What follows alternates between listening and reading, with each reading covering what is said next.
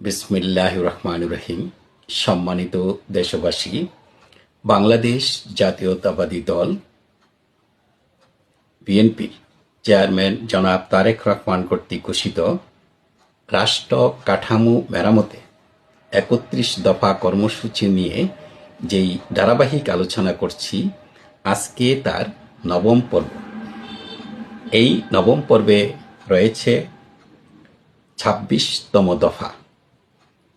এখানে বলা হয়েছে, সবার জন্য স্বাস্থ্য এবং সর্বজনীন চিকিৎসা ব্যবস্থা কার্যকর করা, প্রাথমিক ও প্রতিরোধমূলক স্বাস্থ্যসেবা নিশ্চিত করার লক্ষ্যে পর্যাপ্ত সংখ্যক প্রশিক্ষিত নারী ও পুরুষ পল্লী স্বাস্থ্যকর্মীর ব্যবস্থা করা এবং সংক্রামক ও অসংক্রামক রোগের চিকিৎসা, শিক্ষা ও গবেষণা সুবিধা নিশ্চিত করা। ২৭তম দফায় বলা হয়েছে, কৃষকের উৎপাদন ও বিপণন সুরক্ষা দিয়ে কৃষি পণ্যের ন্যায্য মূল্য নিশ্চিত করা।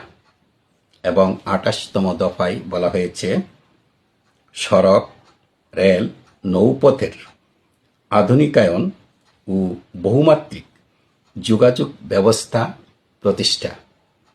সম্মানিত দর্শকবৃন্দ, আসন্ন ত্রয়োদশ জাতীয় সংসদ নির্বাচনের মধ্য দিয়ে বাংলাদেশ জাতীয়তাবাদী দল সংখ্যাগরিষ্ঠতা অর্জন করে সরকার গঠন করতে সক্ষম হলে এবং জনাব তারেক রহমান দেশের প্রধানমন্ত্রী হিসাবে এই আসনটি অলংকৃত করলে তার কর্তৃক ঘোষিত এই ৩১ দফা নিশ্চয়ই বাস্তবায়ন করা হবে, এই আশা ব্যক্ত করে আজকের মতো এখানে শেষ করছি।